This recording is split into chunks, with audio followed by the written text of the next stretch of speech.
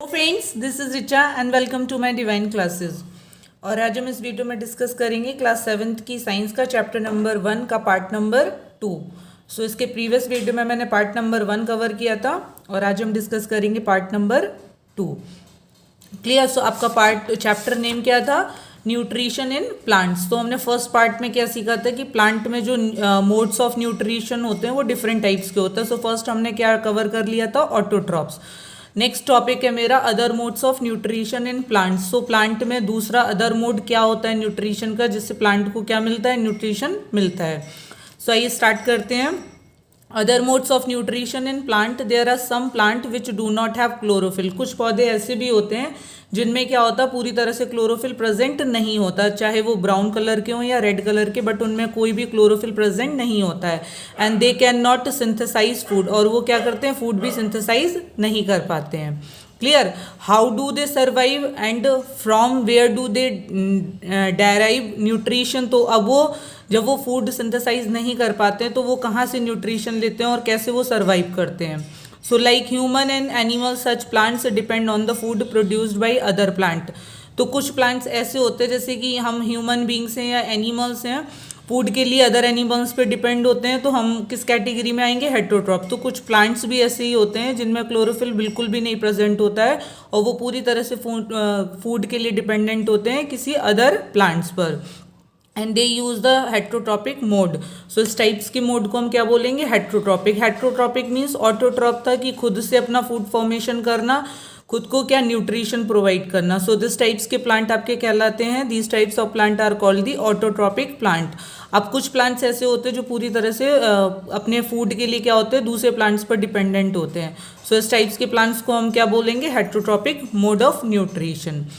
Look at figure 1.5। यहाँ पर एक फिगर 1.5 दिखाया गया है। Do you see a yellow wiry branches structure twining around the stems and branches of a tree.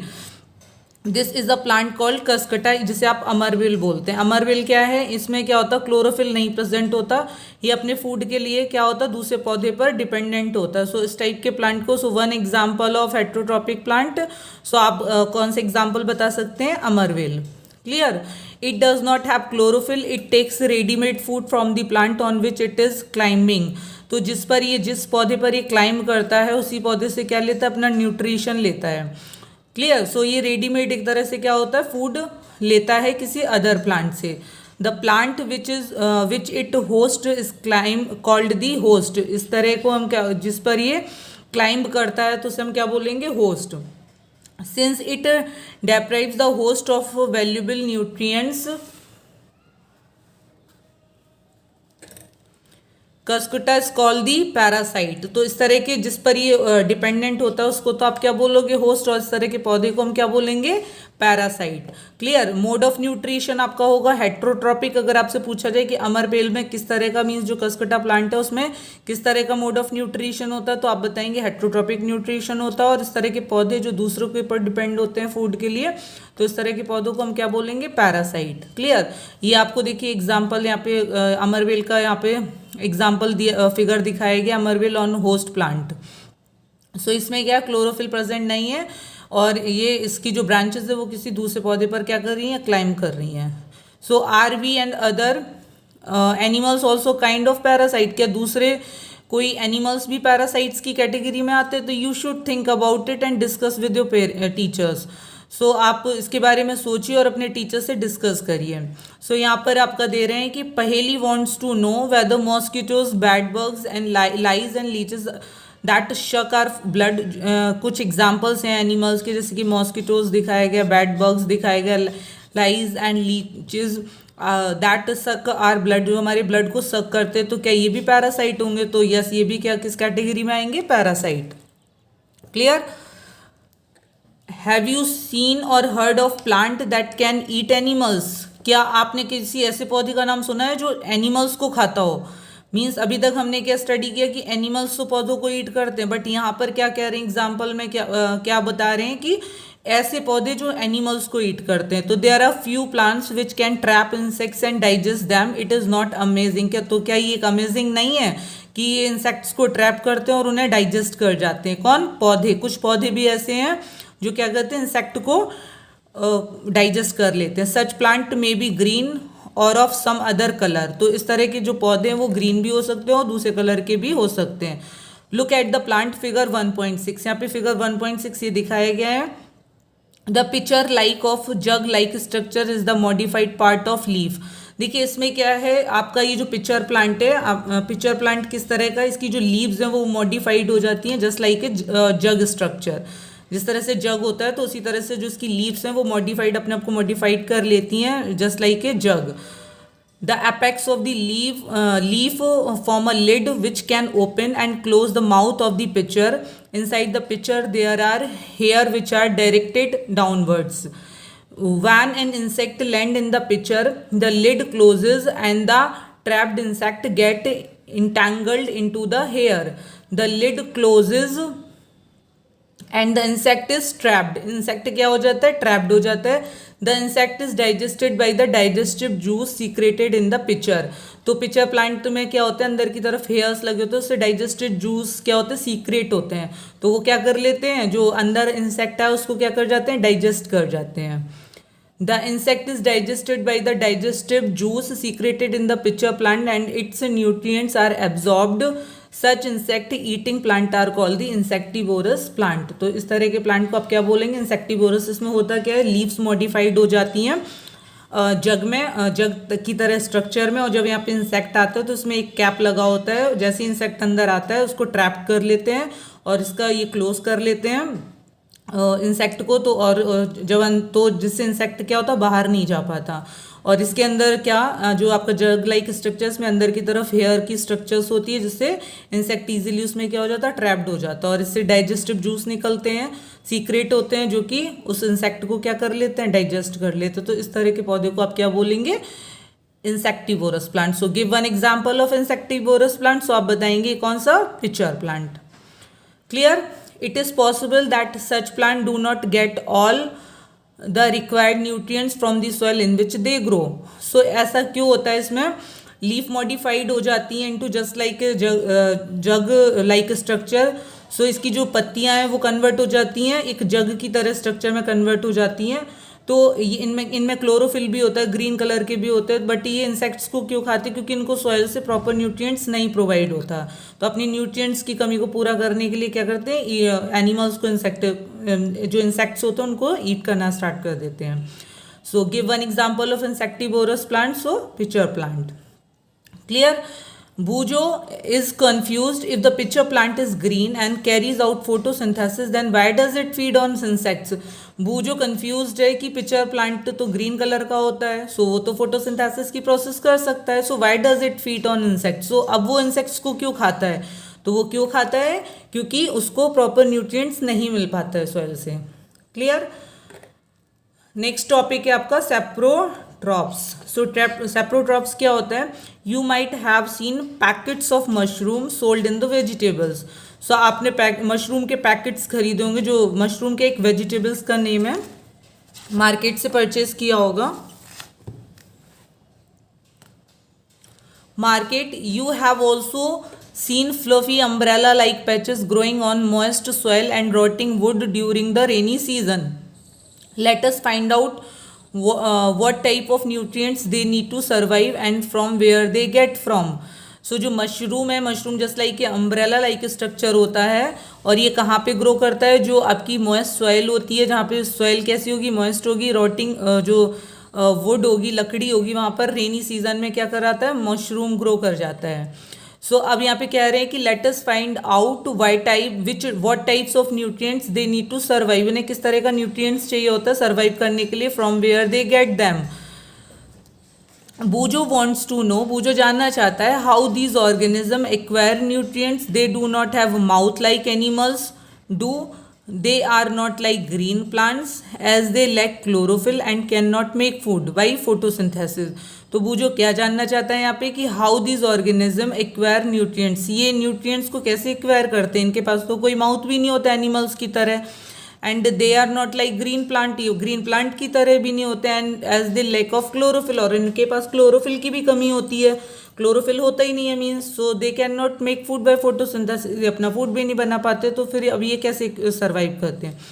So activity 1.2 क्या है आपका, take a piece of bread and moisture in it with water.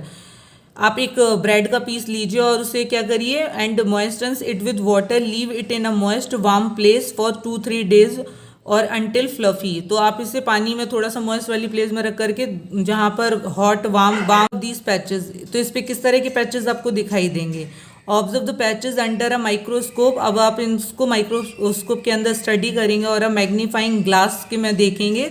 So write down on your observations in the notebook. आप अपने notebook में इसका observations लिखिए। And you will see cotton like thread spread on the piece of, so आपको क्या दिखाई देंगे, cotton like thread दिखाई देंगे spread on the piece of bread पर। क्लियर, इस तरह से ये फिगर दिखाए गए हैं यहाँ पर, फंगी ग्रोइंग ऑन ब्रेड। तो इस तरह की जो स्ट्रक्चर आपको थ्रेड लाइक ग्रीन कलर का दिखाई दे रहा है ब्रेड पर, ये क्या है आपकी fungi. These organisms are called fungi. They have a different mode of nutrition. They absorb the nutrients from the bread. ये कहाँ से अपना न्यूट्रिशन लेते हैं, ब्रेड से। This mode of nutrition in which organism take in nutrients from dead and decaying matter is called the saprotrophic nutrition. So other mode of nutrition आपको क्या मिला, फर्स्ट आपने ऑटोट्रॉपिक पढ़ा, सेकेंड आपने हेट्रोट्रॉपिक पढ़ा, एंड थर्ड वन इज आपका सैप्रोट्रॉपिक nutrition. Means जो कि कैसे ऑर्गेनिज्म से अपने न्यूट्रिएंट्स लेते हैं जो कैसे खराब हुए या फिर डेड बेकार डेड है या फिर डिकेइंग मैटर है, तो इस टाइप की न्यूट्रिएंट वहाँ पर ये ग्रो कर जाते हैं और उन्हीं से अपना क्या लेते हैं, न्यूट्रिएंट्स लेते हैं। Such organism with saprotrophic mode of nutrition are called the saprotrophs. तो इस तरह के ऑर्गेनिज्म को आप क्या बोलेंगे, saprotrophs. Clear. Fungi also grow on pickles. कहाँ कहाँ ग्रो कर जाता है फंगी, लेदर पर, पिकल्स पे, क्लॉथ पर, and other articles that are left in hot, अगर आप इन्हें गर्म में छोड़ देते हैं, एंड ह्यूमिड वेदर है वहाँ का फॉर लॉन्ग टाइम, तो यहाँ पर क्या ग्रो कर जाएगा, इस पर फंगी ग्रो कर जाएगा। During the rainy season they spoil many things. Ask your parents about the menace of fungi in your house. आपने अपने पेरेंट्स से पूछिए, मतलब कि अपने घर में जगह जगह जैसे कोई सामान खराब हो जाता है तो वहाँ क्या ग्रो कर जाती है, fungi. The fungal spores are generally present in the air. जो फंगल स्पोर्स होते हैं वो कहाँ प्रेजेंट होते हैं, ये फंगी आती कहाँ से ग्रो कर जाती है, तो जो इसके स्पोर्स होते हैं वो कहाँ फैले हुए होते हैं, एयर में। व्हेन दे लैंड ऑन, जब वो क्या करते हैं,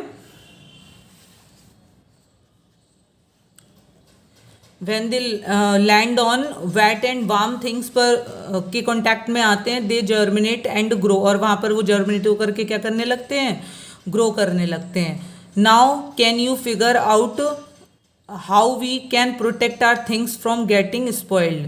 तो आइए अब हम कैसे मतलब कि उसको प्रोटेक्ट करके रखें कि वो सामान खराब ना हो आपका।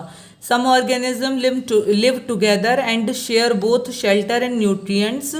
This relationship is called the symbiosis. अब कुछ ऑर्गेनिज्म क्या होते हैं, live together and share both shelter and nutrients. कुछ ऑर्गेनिज्म ऐसे होते हैं जो अपना शेल्टर, अपना फूड, अपना न्यूट्रिएंट सब कुछ क्या करते हैं, शेयर करते हैं। मतलब एक दूसरे से वो अपना अगर शेल्टर प्रोवाइड करेगा तो वो अपने दूसरा क्या होगा, फर्स्ट वाले को न्यूट्रिएंट्स देगा। तो इस तरह के रिलेशनशिप को आप क्या बोलोगे, सिम्बायोसिस। और इस तरह का रिलेशनशिप आपको कहाँ देखने मिलेगा, for example certain fungi live inside the root of plant. कुछ फंगी प्लांट की रूट में ग्रो करते हैं। The plant provide nutrient to the fungus and in return the fungus provide water and certain nutrients. So मैंने क्या बताया, जो green plant होते हैं, जैसे कुछ ग्रीन प्लांट हैं आपके, वो क्या उनकी रूट में क्या ग्रो करेगा, फंगी ग्रो करेगा। तो फंगी उसको क्या देगा, जो प्लांट होगा वो तो क्या प्रोवाइड करवाएगा, न्यूट्रिएंट्स देगा फंगस को, बट जो आपका फंगस होगा वो बदले में क्या प्रोवाइड करवाएगा, वाटर एंड सर्टेन न्यूट्रिएंट्स देगा। Clear. In organism called lichen a chlorophyll containing partner which is an alga. So first इसका सिंगुलर फॉर्म है आपका एल्गा और प्लूरल फॉर्म को क्या बोलते हैं, एल्गी।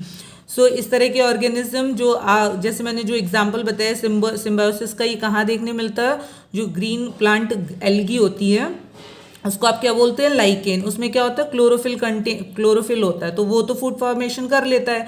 अब एल्गी जो है ना वो क्या करेगी, फंगी को क्या देगी, वाटर न्यूट्रिएंट्स प्रोवाइड करवाएगी, और बदले में फंगस उसको क्या देगा, वाटर एंड न्यूट्रिएंट्स। सो एक दूसरे के साथ ये रहते हैं और इस तरह के रिलेशनशिप को आप क्या बोलेंगे, symbiosis. The fungus provided shelter water and minerals to the alga and in return the alga prepare and provides food to the fungus. सो आपका सिंगुलर फॉर्म फंगस है और कई सारे फंगस हैं तो मिलकर के फंगी बनाएंगे. Singular form is alga and कई सारी एल्गा मिलकर के क्या बनाती हैं, एल्गी. क्लियर. तो प्लूरल फॉर्म एल्गी होगा और सिंगुलर एल्गा होगा. नाउ नेक्स्ट टॉपिक है कि how nutrients are replenished in the soil.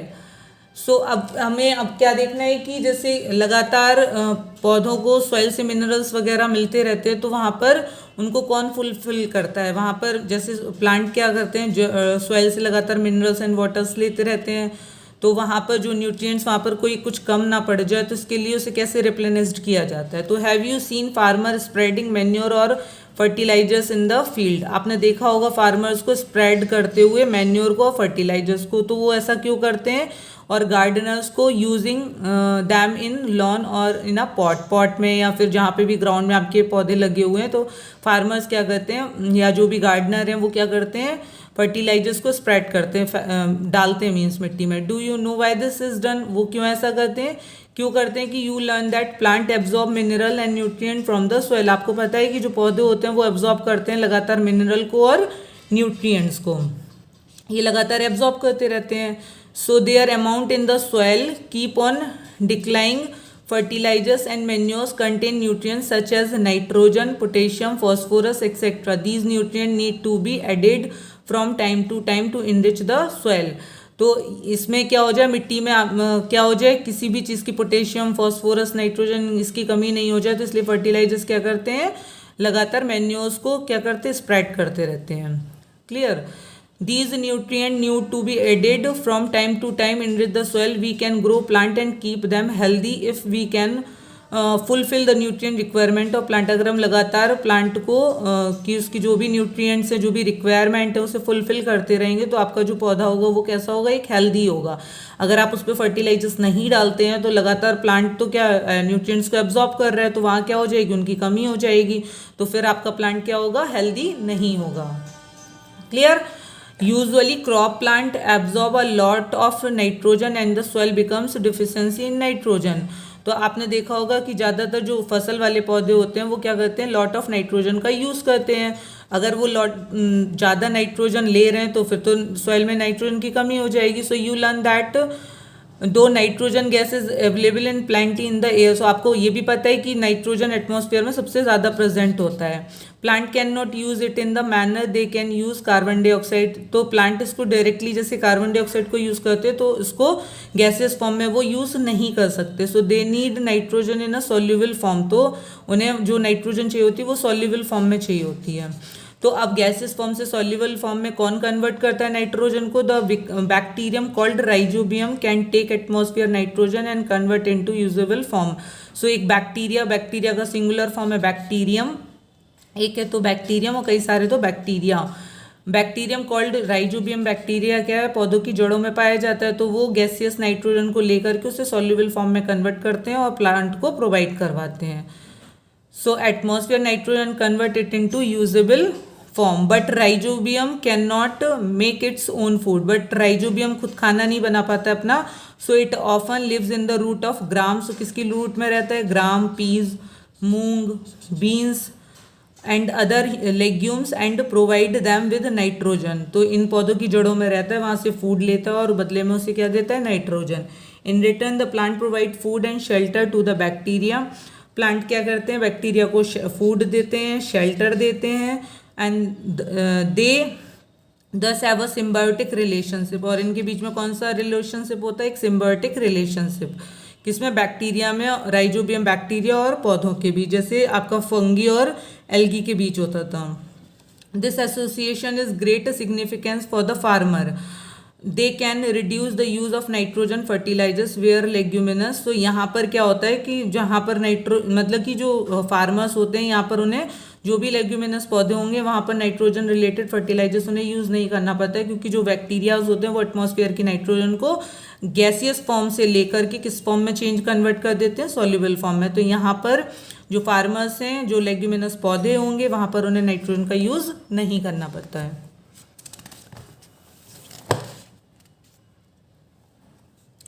Plant are grown, most of the pulses जैसे दाल are obtained from leguminous plant, जितने भी दाल वाले पौधे होंगे वो कहाँ से आते हैं, लेग्यूमिनस पौधे, जो आपको दाल मिलती है वो लेग्यूमिनस प्लांट से.